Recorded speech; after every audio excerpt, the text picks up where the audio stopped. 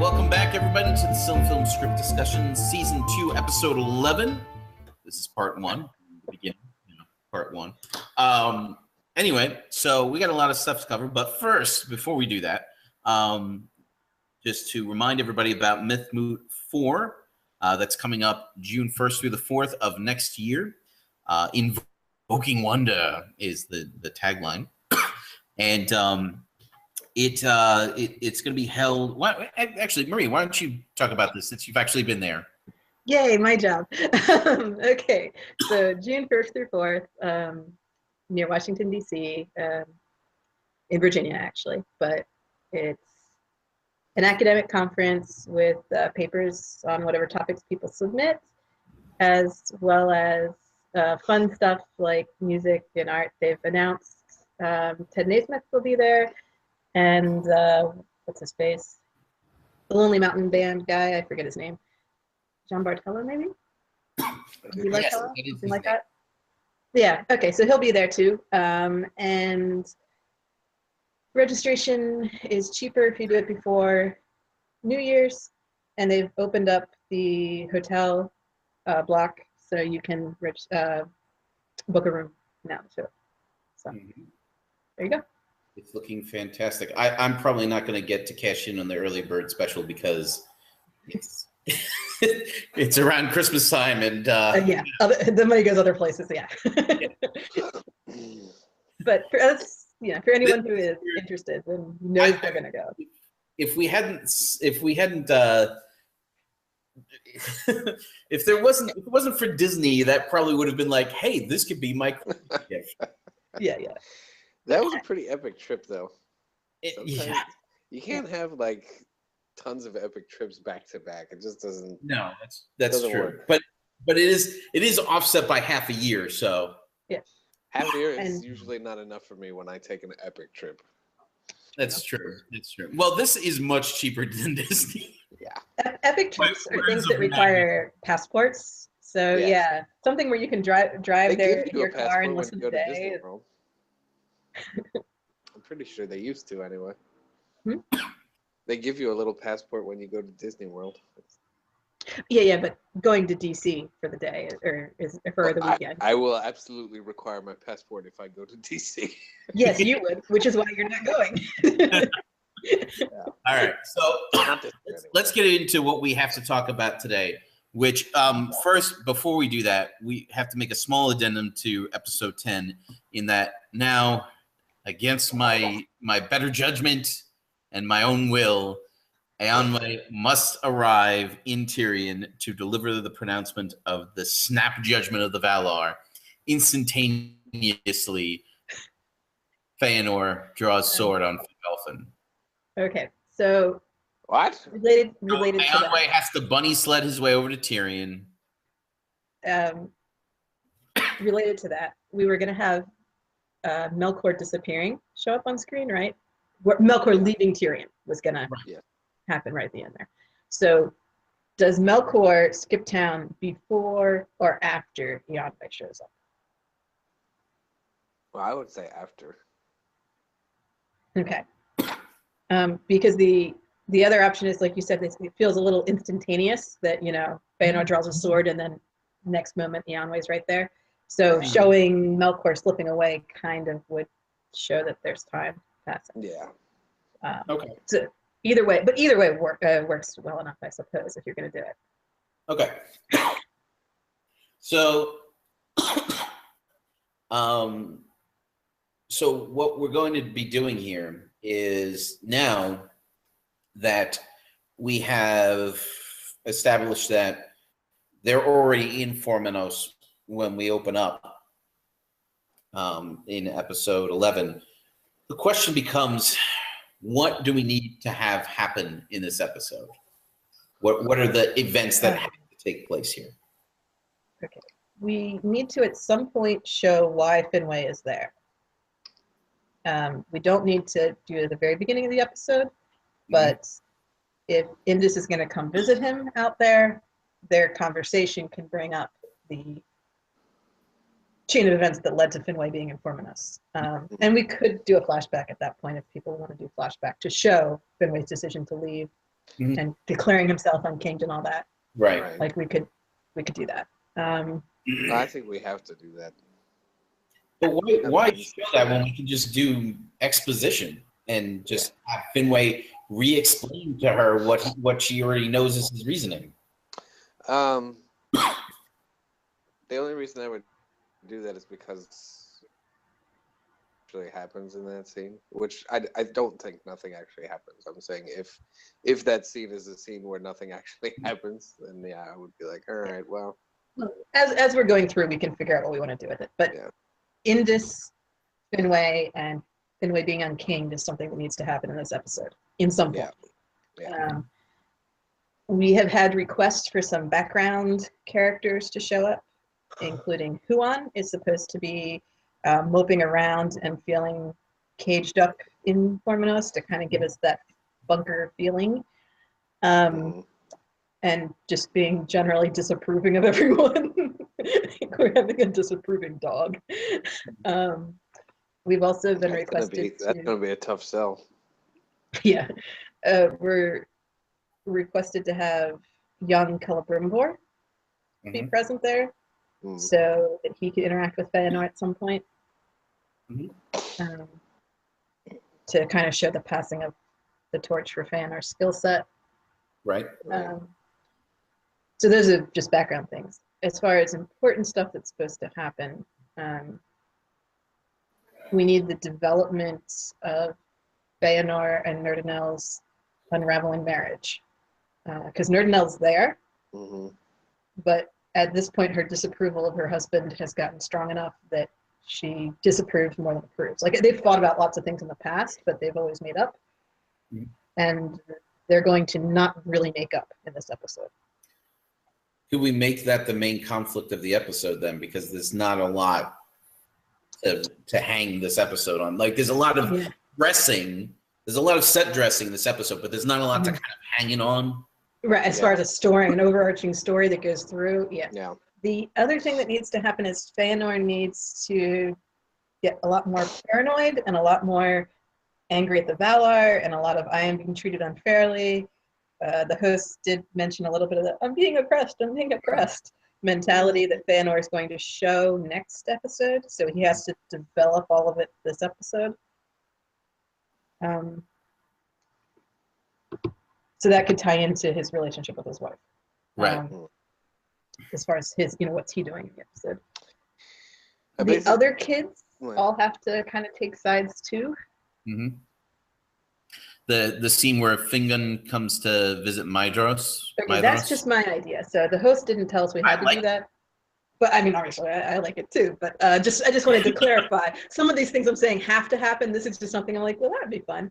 I would like Fingon to come out and try to visit Maedhros in a way that makes it clear that there hasn't been much traffic between Tyrion and Formodos, not much communication.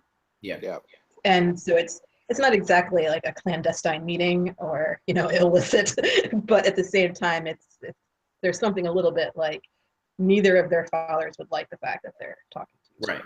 Yeah. And that would give us an opportunity to do a little bit of meanwhile back in Tyrion through Fingon's point of view. Right. Which I think is kind of necessary because the entire episode being at Formonos, it's going to be a little limiting. So. Yeah. My other suggestion was to have a B plot. Fingon could be the B plot. I'm not even sure he could be a whole B plot because we can't show him in Tyrion. We can only show him during his visit there. Right. Yeah. So he's like set dressing more than B plot. Yeah. So we're literally never gonna move away from Formonos. I mean, I know that was pretty emphatically said. It's very strongly requested. Now, if we wanted to get around it, we can do flashbacks that do take place in Tyrion. So if Fingon is going to be visiting and talking to Maedhros, and they start talking about stuff, we can then switch to Tyrion and show whatever it is he's talking about, with the understanding that this is really happening in Formonos. Like, we can try and sneak stuff in like that, but it's supposed to be all in Formonos. We could also possibly start in Tyrion and then move to Formanos, but I feel like I remember there being requests that somebody shows up from the Valar to kind of give them a warning that Melkor is the bad guy, which I'm not crazy about that being how that reveal is made. right. That was my suggestion based on the, wait a minute, what are the Valar up to during this time and how do we show that if we're stuck in Formanos? So again, we don't have to do that. That was just an idea of how to work that in. And when I tried to clarify this, yesterday, whether or not that was what they wanted to do or not, I didn't hear anything about it. So I didn't hear them say, yes, do that. Okay. Yeah. Let's assume they said yes. Let's assume that they said yes. We can, if we want to, we can. But if we don't want to, we certainly don't have to. And it is, it's tricky to figure out how to handle the Valar because we don't see or hear anything from them in the last episode or this episode. So, yeah. The only problem I have with it is it's a really weak reveal for something that we've been playing coy with through half the season. I mean, they don't get a proper reveal in the following episode, but I kind of agree. Well, I don't know. My concept was that the messenger would not be allowed to deliver his message. So whoever the messenger is, maybe it's not a Yonway, maybe it's some flunky. Yeah. Right. So someone shows up, knocks on the door, and is told, go away. So we never hear the message. Oh, Lauren. No. No. Like just a literal no-name Naya. Whoever. And we can tell they're Maya because they're glowing. And they knock on the door. And the answer is we don't want any go from the Valar. Okay. We're full up on Valar. Thanks. We don't need any Valar. We got plenty of Valar here. Yeah. Yeah. So we don't need any Valar cookies. Right. They don't want any Valar cookies, so they send them away. And therefore we never hear the message and there's no reveal. Yeah, I like that. But later when it looks like the Valar didn't do anything to get the message out. Right. That scene would be like, oh wait, the Valar were trying to tell you something. Yeah. Right. Something kind of big and important. So if we do episode 12 as being at least the beginning of it being concurrent with events taking place in this episode, then we can reveal that Melkor is the bad guy. We can show that they have tried to make contact with Formanos and been rejected, and we can show the reaction to this news in Tyrion. Yeah, so I think we can make that work. The other advantage is that then it would explain why they send Yonway for the "you're invited to our party" message. Yes. Because they definitely wanted Yonway for that message. Right. Because it was supposed to be much more forceful. Right. So if Flunky got the door closed, then sending the top guy is a escalation. Close the door on the most powerful being in Arda. Yeah. But, which we're gonna get that too. Important. Yes, when you're like, what has to happen in this episode? Yeah, Melkor needs to show up at Formanos. That's kind of important.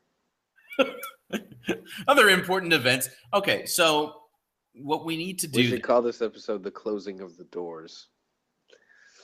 He's just. I feel like there's something there. I don't know if that's necessarily specifically the words. I feel like concept. There's definitely something there. Yeah, closed doors, bunker, anything that gets that idea of everyone is behind the wall looking out. Well, and that Feanor really likes closing doors on people. Okay, so if we make the main plot of the episode the deteriorating relationship of Feanor and Nerdinel, we can totally do that. We just got to make sure that there's a through line for that throughout the episode. That every piece of information that we get about Feanor is seen through the lens of his deteriorating relationship with Nerdinel. And I feel that means that she's the protagonist of our episode. Yeah. Probably, yeah. Well, it certainly can't be Feanor. All right. And the last 2 episodes have been Fingolfin and Fëanor, so Yeah. bringing Nardinel back as a protagonist probably is a good idea. Yeah. Okay. So that being the case, The other option would be to make it one of their kids. But I think it's probably best to save the next generation for next season. I agree. For protagonist purposes. yeah. So what I think that what we need to do for the teaser then is to establish Formanos. Okay, Yes. we established that they were going into exile in the last episode. In this episode, we're joining them with Formanos already constructed, I imagine. Under construction, but far enough along that they're clearly living there. Right. Okay. I don't necessarily think that construction should ever be "quote unquote" complete. True, you've got a bunch of Noldor living there. Yeah, like I would like to see it getting more and more defensible. yeah. So that by the time episode 12 ends, I guess he gets more paranoid. well, by the time we see Melkor's assault on Formanos, it's quite nearly a completed fortress. Yeah. Right. Okay. Like when we open up, it should be defensible in the sense that it's on a high and craggy hilltop. Mm-hmm. Like that's its main defensive component. But I think that by the time we get to episode 13, there should totally be walls. Yeah. Oh yeah. And they could have started the walls already, but they don't have to have them be complete enough. So like, you build a gate and you start the walls, and there's you can just walk around them at first. Yes. But they're finished later on. Right. Well, yeah, because there has to be this idea that this is the door that you have to pass through, and now you're in Formanos. I think that the comparisons to Masada and maybe even the Alamo are actually not terrible ones. For example, when the Alamo was besieged, it had never been intended to be a fortress. It was a church and a compound. A mission, yeah. Right, and they did eventually build actual walls, but they weren't complete, and so they had wooden barricades that blocked off certain areas that were considered more easily defended, so they didn't build walls there. But they were short enough that guys were actually able to just come up and like hop without the aid of ladders. Right. Which is why the Tennessee volunteers were there, because they were better shots, supposedly. Legend has it. Okay. So, excuse me. So it's possible that as we progress, we start to see barricades forming in even the more defensible areas, and then replaced by heavier walls that or curtains, as they used to be called, that I would say are still not in full completion by the time.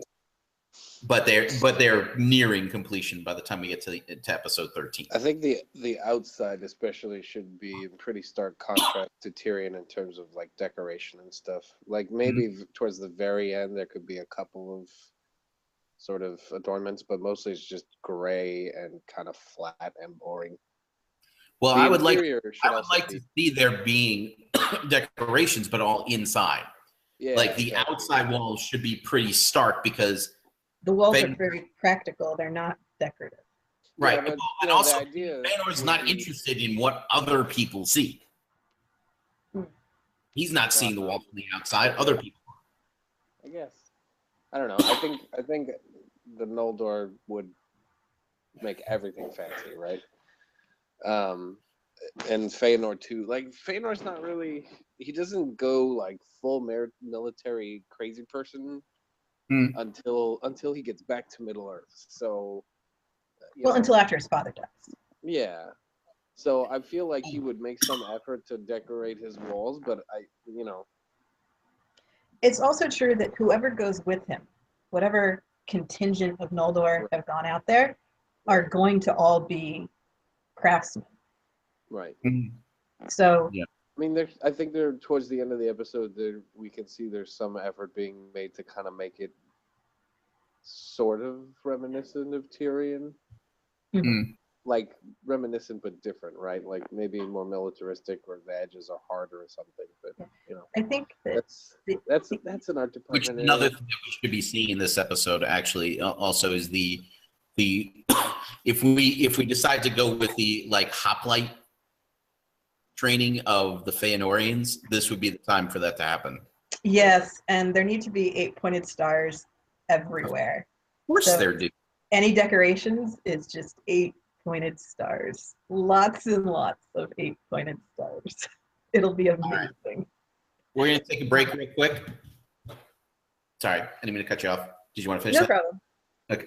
Oh, I was just going to say the other contrast would be to have white walls of Tyrion and red walls of Formanos, just for a contrasting color scheme. But, Okay, so there you go. but go ahead, take us out. We can add Alrighty. bounces at the end so that there's fire on the walls. All right, so that is the teaser for season 2, episode 11. Thanks for watching, everybody. We'll be back in a minute if you're watching live. If you're watching in the future, definitely like and share the videos if you like and want to share them. If you haven't yet, feel free to subscribe so that you can get these videos as soon as they're made.